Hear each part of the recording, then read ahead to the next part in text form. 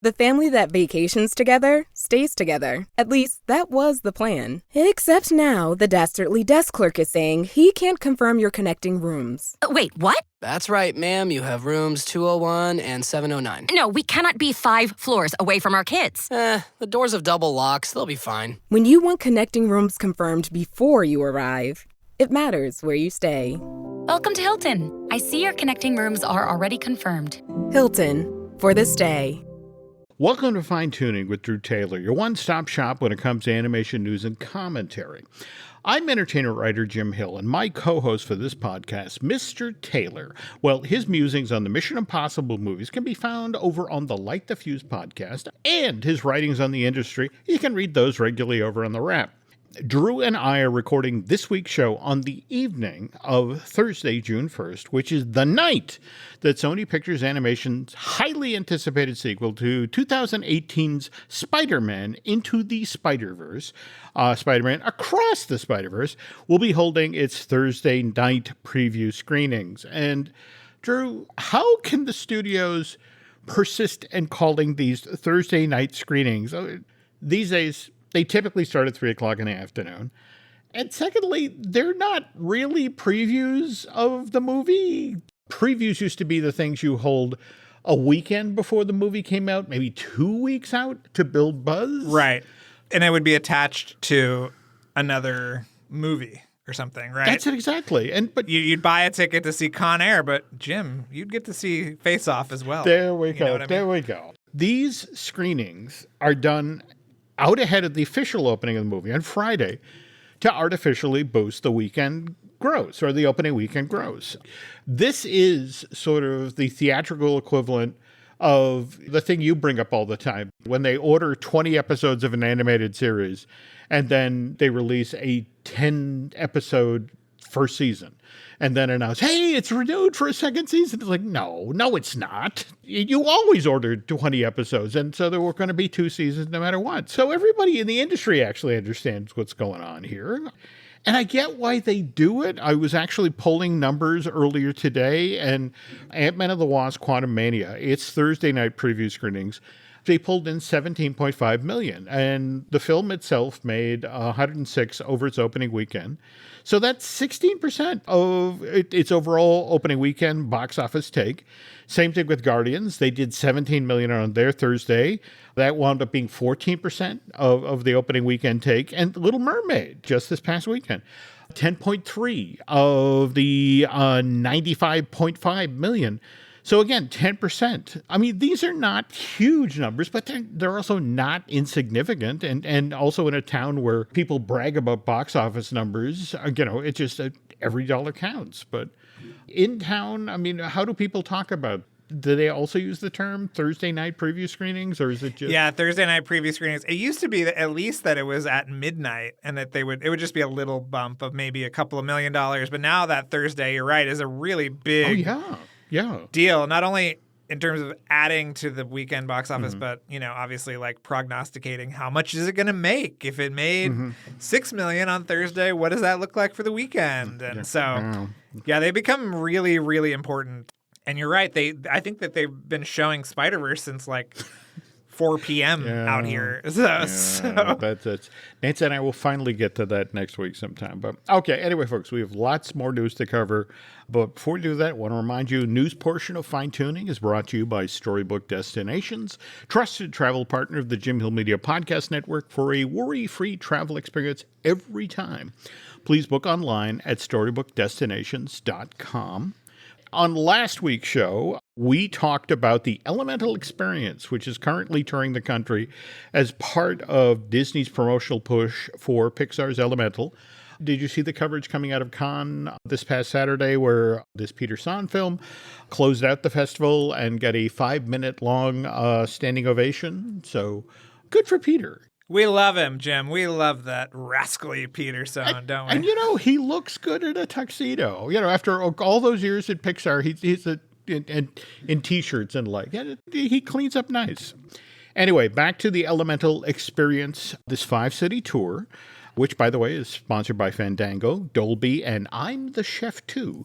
As we mentioned last week, got started at the Brookfield Place in NYC. It then moved to the Yorktown Center in Chicago, Illinois, which is where fine-tuning listener Scott Clay and his family got to experience the Elemental experience firsthand. And as Scott described it, it did sound very reminiscent of the Hercules Mega Mall Tour from 97. And I found the initial press release of this thing, and I know you'll love these details. The Mega Mall Tour included a Hercules-themed live stage show, a miniature carousel based on Baby Pegasus. There were game booths, an art workshop, and there was also a Baby Pegasus playland aimed at toddlers. And one visitor in each city that the tour went to would win a Chevy Venture minivan. Ooh. By the way, you also got a cassette of Zero to Hero. That was literally the takeaway. They handed you a cassette, and you could carry it out to your car, put it in, and listen to Zero to Hero. Now, to compare this to what Scott Clay describes as the Elemental experience. Okay, so he goes on to say, this was set up in the main atrium space in the center of the mall. It wasn't very large, maybe 30 by 30 foot square. They had a TV set up at the line area, playing the trailer on repeat. After a short wait, we were led into the space where they had a photo op just inside of the two main characters, Ember and Wade, seated on a bench, and in each corner of the space was set up with a station for the different elements. One was the water corner, where they were handing out sample cups of water and a photo op with Wade. Second was the Earth corner, where they had a photo op of Claude. He's the little rock guy. He's the little rock guy. And he was there with his father in the background, who was an apple tree. There, they gave you an apple seed planting kit. Behind the main photo op at the entry, there was a station for air, keyed off of the character Gale, where they had two booths set up. We could go in, and they blew tickets around you to try to catch. They had a few free ticket vouchers for the movie, along with paper ads you could try to catch. And lucky for Scott, two of his kids were able to grab the ticket voucher, which was a free ticket code for Fandango up to $20. Third corner of the exhibit, they had a fire station for Ember, which taught you how to make the hot coals from the movie, which, again, if you watch the trailer, Wade eats and suffers mightily. So these were kits where you got crushed up Oreos in a bag, you added thick chocolate syrup, and then coated them with a pan of chocolate powder and then added sugar crystals on top. And they were quite sugary and tasty, and for a diabetic like myself, that ain't happening. Final corner, they had a drawing station that played on a TV loop, different animators doing quick drawing tutorials of the main characters. My kids drew both Wade and Gale in about 5 minutes total. And as Scott said, that summed up the whole thing. I believe we were in there for maybe 15, 20 minutes. So you could win Fandango tickets rather than a Chevrolet minivan. But I'm betting a lot more people go home from the Pixar Elemental experience with vouchers they can cash in for Fandango than went home with minivans back in 97. Speaking of which, just a reminder, this coming Saturday, June 10th, Mall Tour begins a 3-day stand at the Americana at Brand in LA. And after that, the Elemental experience travels to the Hillsdale Shopping Center in San Francisco, where after another 3-day stand, this mall tour comes to a close on June 18th. And the day the Elemental experience starts its stint at the Hillsdale Shopping Center, and again, that's June 16th, is the exact same day this Peter Somm movie opens in theaters. What did you think of the photos? It's a mall tour. I mean, it was sort of... It was sort of impressive and sort of sad. I will say that the photos, it was just the family was the only people in this thing. It was not. It was not like there were lines around the block. No. And I'm hesitant to get into the whole Elemental box office projection thing, because what was kind of interesting is you saw the reviews that came out on the heel of Cannes. They weren't effusive, let's say. There you go. And I really want this to work. So do us a favor, folks. Go to the theaters on June 16th. I'm just saying. Speaking of things that I want to work, have you heard about this Taz Quest for Burger thing that's coming out on digital from Warner Brothers Discovery Home Entertainment? No. Jim, what are you talking about? A press release came in the other day, and this is an original feature film that is it's by Ryan Kramer. Got to warn you up front, it is not done in the classic Looney Tunes style. It's a more stylized take on the Tasmanian Devil, but the short clips that they shared were actually funny. Logline to the film is after an outlaw abducts her father and steals the town's food supply, a feisty adolescent bandicoot called Quinn recruits the Tasmanian Devil to help her find the thief. Taz may be an ill-tempered rogue with a fearsome reputation, but he and Quinn have to work together to track the criminal down through the wilds of Tasmania and save her community. I can't find anything out there about a physical DVD or Blu-ray for this. This is strictly coming out from Warner Brothers Discovery Home Entertainment on digital on June 6th. Speaking of physical Blu-rays, I have to tell you, folks, my search continues for Strange World. I've been to both of my local Targets and scoured. I told you, Jim, that if you want the 4K, it's only available on the Movie Club. I am such a Luddite. Given what just happened over at Disney Plus, with how many titles just sort of fell out of the inventory over there, this actually makes me feel good about the notion of I want to own a physical copy of this that I have in my own home. Because, I mean, for example, if people hadn't raised a stink, Howard, that wonderful documentary about Howard Ashman, would have, fallen off of the inventory over there. I hope you watched Wolfgang, which was also excellent, because that's gone. Life is a buffet, and sometimes you pass on. All right. Further side note about Disney Home Entertainment. Have you seen this recent repackaging, rebranding effort that Disney's done with all of their animated library titles? The silvery cover for the 100th. There we go. Yeah. Okay. Saw this in Target, called a friend at Disney, and they explained, it is sort of for the 100th, but it's also coming off of our own research. And what's kind of interesting is that prior to this, traditionally what was done for the cover of a Blu-ray or a DVD, it would be some variation on the poster art. Unless, of course, the film bombed in theaters, and then, they would redo the art for the front of it with the notion of, okay, something different to sell this film. And what the folks at Walt Disney Studios Home Entertainment discovered over time was that because everybody was doing that, and if you had a number of animated features sitting in an end cap, and typically what they do is they put the DVD and then they next to the Blu-ray DVD with the digital copy, and then like you said, the 4K. There was a lot of visual confusion, and consumers weren't making the impulse buys that Disney wanted. So now each of these films now has one character on the cover. And again, as you mentioned, it's got the silver tone for the 100th anniversary. But now, when you're 20 feet away from the end cap, you know exactly what film is being sold, because it's like, okay, it's the Jungle Book and it's got Baloo on it, or it's 101 Dalmatians, it's got Pongo on it. But it's the entire Disney catalog. So, or for animation. So, for example, there's Frozen and Frozen 2, and one has Anna and the other has Elsa.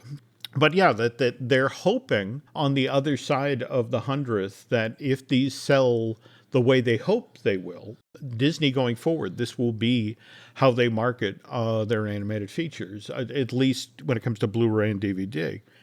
Have you seen any of them out in the wild, or? I haven't. I was just looking at they have them all on the Best Buy website. Oh. So I was just checking. I was doing a little, whatever the digital version of window shopping is. Oh, well, there we go. Not actually. There we go. Not actually purchasing. Okay. It's also, how many times can we own the same 5 animated movies? I know. That's why I show some restraint there. But on the other hand, I feel like when a title shows up on Blu-ray, it's like, okay, grab it, have it. And how many times do we have a film on VHS that has features? Well, first of all, we have no way to show it on VHS, because who has a working VHS machine anymore? Only Quentin Tarantino. There we go. At this point. There we go. Yeah. But it makes me crazy when there are extra features that were done only for a VHS or an earlier iteration of a DVD, that didn't make it to the Blu-ray. And just this whole notion of, when you're someone like you and I, where, you'll build an entire story out of, some weird little anecdote that somebody shares in an extra feature. And it's like, I know that story. I know that interview is on the VHS, which I can't play. Yeah, that's why I have I keep every iteration. Because, you're right. Things don't port over, or one has one thing and one has the other, and it's a nightmare. It is. So anyway, folks, speaking of marketing, when Drew and I get back from this break, we're going to discuss a variety of topics related to Disney's new live-action version of Little Mermaid, including how much the mouse reportedly spent to promote this Rob Marshall movie worldwide. Every story you love, every invention that moves you, every idea you wished was yours, all began as nothing. Just a blank page with a blinking cursor, asking a simple question. What do you see? Great ideas start on Mac. Find out more on apple.com/Mac. This episode is brought to you by Nespresso. Gift magical mornings with Nespresso Virtuo Pop. Compact and stylish, Virtuo Pop is made to meet every morning coffee craving. From espresso to coffee, hot or iced, at the click of a button. And celebrate the season with Nespresso's limited edition coffee flavors. Sweet almond and hibiscus, cinnamon and candied tamarind, and festive double espresso. Magic in the making. Shop the holiday gift collection exclusively at Nespresso.com. This episode is brought to you by Tic Tac. Your boss is going off at you for missing a deadline, and you swear the clock just moved backwards. Suddenly, you remember the pack of Tic Tacs on your desk. Now you're riding horseback on the beach, the smell of citrus in the air. And what's this? Your boss is sitting behind you, breathing heavenly fresh mint? Refresh your mouth and mind, and share your good vibes with Tic Tac. Before we get started talking about Disney's new live-action version of Little Mermaid, a couple of quick items. Drew, you wanted to talk about the new Ninja Turtles trailer, right? Yeah, have you seen it? I have seen that. It's in my mail. I was busy putting together the show tonight. It was like, I got to watch it. I got to watch it before I talk to Drew, and then I didn't. So is it good?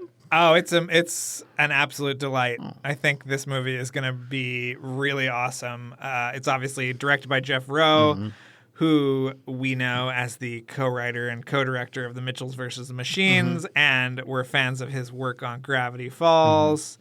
And it just looks absolutely beautiful. And the animation by Mikros Animation and Cinesite is just really stunning. Based on Jeff's doodles of the turtles from his middle school sketchbook. I love that. I mean, how good is that? I know, I love that. I absolutely love that. And again, remind folks our release date for this thing. It actually got moved up, Jim. What I have heard is that the studio loves this movie. So it is going to be open on August 2nd and not August 4th. So...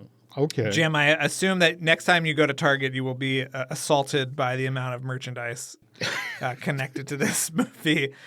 But it stars Hannibal Buress, Rose Byrne, John Cena, Jackie Chan, Ice Cube.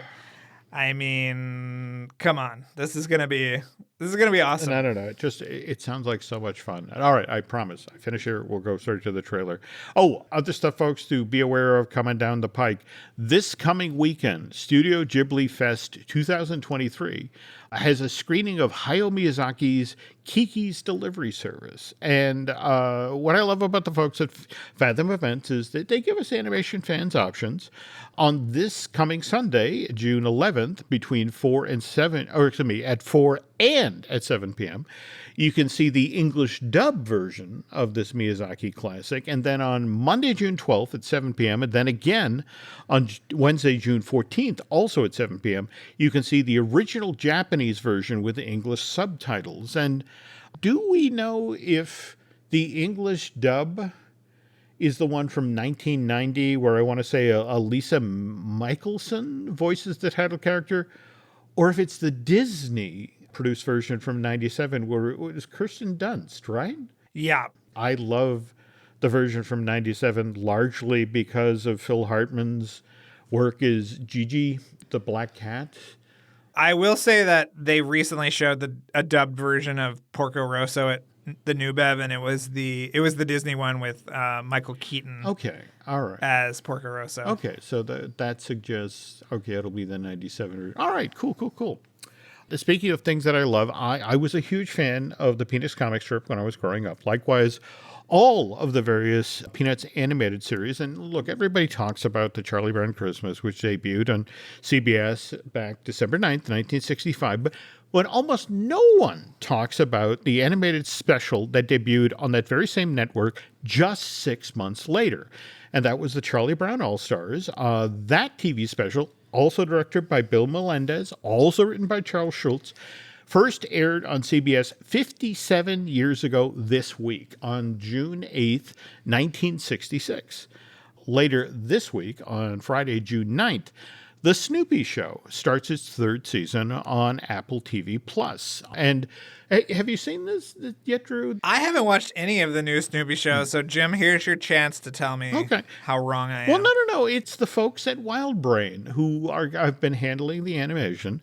They are very respectful of what Bill Melendez and his team of, and again, a lot of old Disney folks and a lot of old Warner folks did for these Peanuts animated specials back in the 60s and the 70s.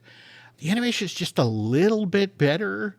The Wild Brain folks want to be respectful of the source material, but at the same time, it's just a little bit better. It's definitely worth checking out. So now we've stalled long enough, Drew. It's time now to talk about live-action Little Mermaid, which did okay domestically over its opening weekend. 95.5 million first three. Okay, if we're counting the Thursday night screenings, 3.5 days. Still chugging along at the box office. I was just over at Box Office Mojo, and they show, as of, I want to say, Tuesday of this week, it had made $130 million in North America. But overseas, it's a different story. It's sitting at 78 right now, which, judging by the articles that are out in the trades right now, is concerning. What are you hearing? Yeah, it's not Aladdin, Jim, is what I am hearing. Okay. Which, if you remember, the overseas box office carried that movie to over $1 billion. It did.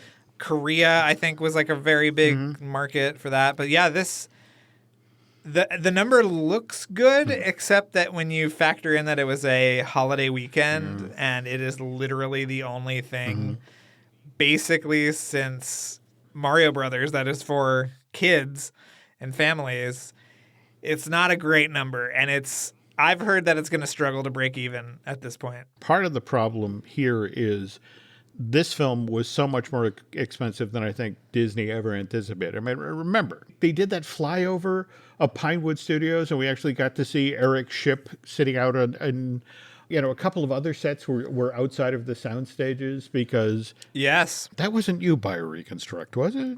I mean... But again, they were finishing the sets in March of 2020. They were going to get serious about shooting, I want to say, April 1st, and then, of course, the pandemic. They didn't actually begin shooting till 9 months later, January of 2021, and then it was a 6-month shoot with all of the COVID protocols in place, which also bumped up what the overall cost of this film was. So Disney's been carrying this movie on the books for almost 2 years now, and at the premiere, Rob Marshall said that he began working on it 5 years ago. God. So that's a lot of people employed for 5 years. Yeah, and the number I've been hearing is $250 million. And then there was $80 million spent just in North America on promotion. Supposedly an additional $80 million spent worldwide to position this film. So that's a lot of startup cost. But at the same time, the other thing... Disney has different revenue streams than a lot of the other companies can count on. Like, for example, you were talking about Target. I was just in Target the other day, and you enter the store. You walk by the Pride display, and 20 feet up the aisle is the Little Mermaid stuff, which pillows, blankets, backpack, toys, costumes, clothing. In fact, clothing, they have a separate line of clothes for Target that was done by Colleen Atwood, who did the costumes for the Little Mermaid.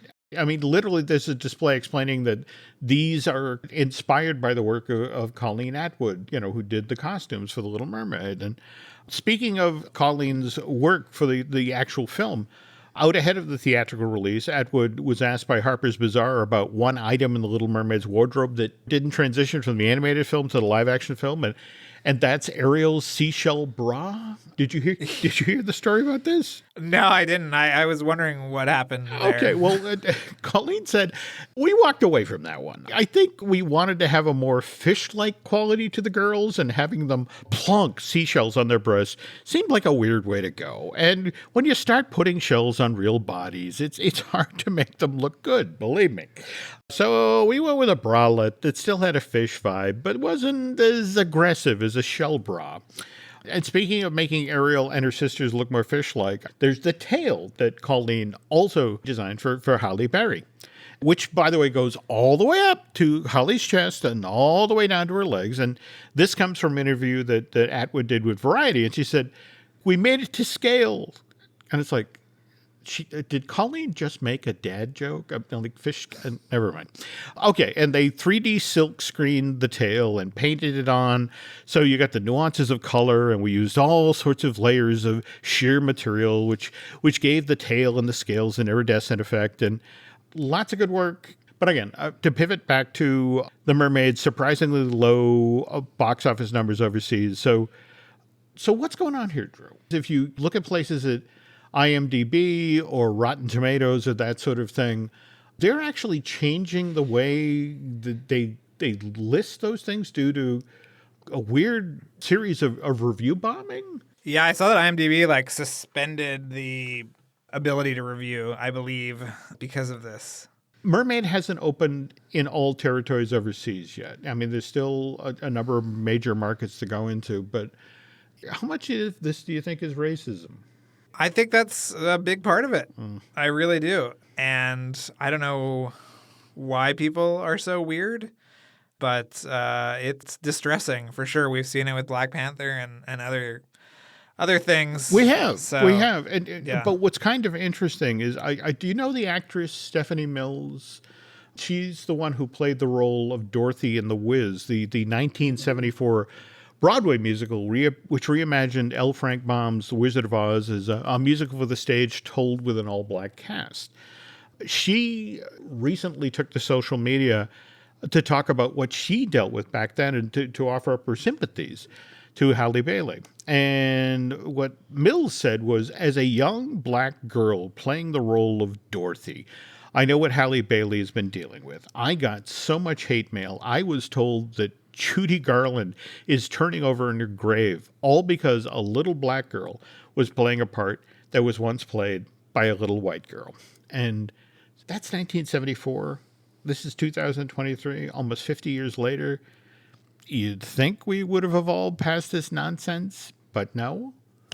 Quick little side story here. The Wiz, by the way, is being revived for Broadway next season, and after a pre-Broadway tour, it'll reportedly take up residence in the Majestic Theater, which was home to Phantom of the Opera for 35 years. A New York production of this Sir Andrew Lloyd Webber show closed back in April of this year, and as long as we're telling Little Mermaid-related stories here, back in January of 2007, when Disney's stage version of Little Mermaid opened at the Lunt-Fontanne Theater, Sarah Boggess, who was white, played Ariel, while Norm Lewis, who is black, played King Triton, Ariel's dad, and no one said boo.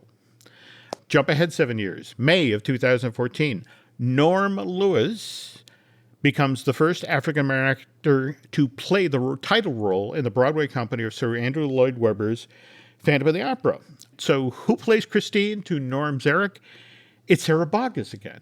They played father and daughter in The Little Mermaid, and then they played star-crossed lovers in Phantom of the Opera. Again, nobody said boo to this bit of colorblind casting back then. Whereas it's now 2023, and where, Drew, it just seems like there's people who get up in the morning and they look out in the world and tell themselves, what can I be offended by today?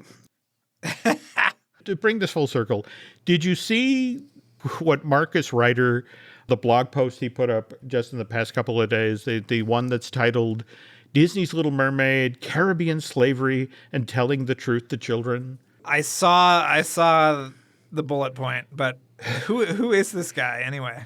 He's a want-to-be social influencer who, with this post, puts the premise out there that says, I do not think we do our children any favors by pretending that slavery doesn't exist. And so what does this have to do with Disney's live-action version of Little Mermaid? So Marcus went to go see this Rob Marshall movie with his 6-year-old son.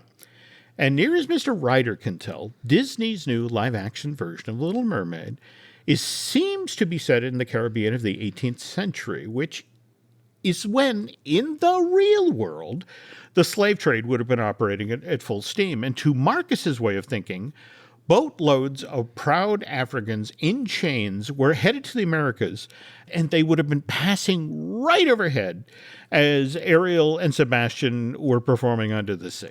So he thinks that should have concerned Ariel because in Disney's live-action version of Little Mermaid, the title character is played by Halle Berry, an African-American actress. Okay, Drew, never mind that mermaids don't actually exist. I'm sorry if that's a spoiler.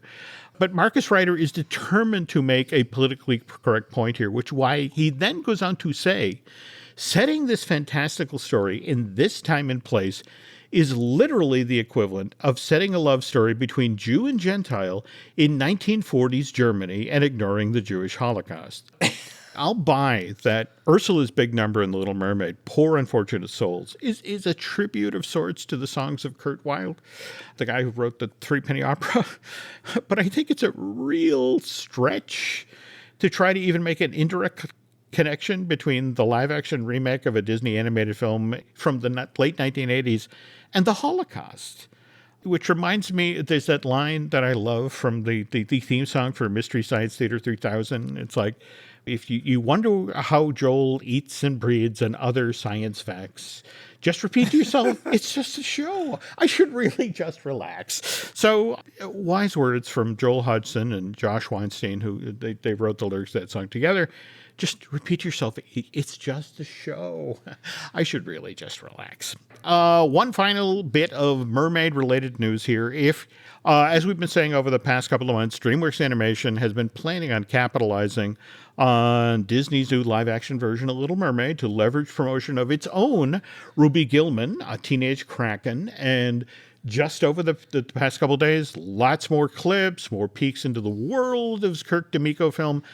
We even have an official description. Do you want to share this with a class, Drew? Or? Sure, I will. Okay. So sometimes the hero you are meant to be lies beneath the surface. This summer, DreamWorks Animation dives into the turbulent waters of high school with a hilarious, heartfelt action comedy about a shy teenager who discovers that she's part of a legendary royal lineage of mythical sea krakens, and that her destiny in the depths of the oceans is bigger than she ever dreamed. Sweet, awkward 16-year-old Ruby Gillman is desperate to fit in at Oceanside High, but she mostly just feels invisible. She's math tutoring her skater boy crush, who only seems to admire her for her fractals, and she's prevented from hanging out with the cool kids at the beach because her overprotective supermom has forbade Ruby from ever getting in the water. But when she breaks her mom's number one rule, Ruby will discover that she is a direct descendant of the warrior Kraken queens and is destined to inherit the throne from her commanding grandmother, the warrior queen of the seven seas. The Kraken are sworn to protect the oceans of the world against the vain, power-hungry mermaids who have been battling with the Kraken for eons. There's one major and immediate problem with that. The school's beautiful, popular new girl just happens to be a mermaid. Ruby will ultimately need to embrace who she is and go big to protect those she loves most. And you had mentioned that you had seen some more of I've seen a little bit of Ruby Kraken. And? Ruby Gillman, Teenage Kraken. I don't know if I can say anything, but I just think that this movie looks a lot of fun. The art style is amazing. It's great to have another movie from Kirk D'Amico so soon after Vivo, which I know that you and I both enjoyed. Yeah, Jim. yeah. I think it's going to be a little sleeper. I think it's going to be really, really good. And I'm excited about it. Every time I see additional footage and new clips and the like from this is more and more something I'm really looking forward to. But that said, I do hope that the people who are upset that Ariel is black in Disney's live-action Little Mermaid don't notice that Ruby Gillman's crush, the skater boy that she's math tutoring, the teen with the sweet face and the giant fro, he's also black, because then think of the hard choice they're going to have to make. Which family-friendly film from the summer of 2003 is going to be the most upsetting for them? Jim, it sounds like they're a bunch of snowflakes to me. But okay. Well, anyway, all right. I'm going to get off my Little Mermaid soapbox now so I can then get up on my Light the Fuse podcast soapbox.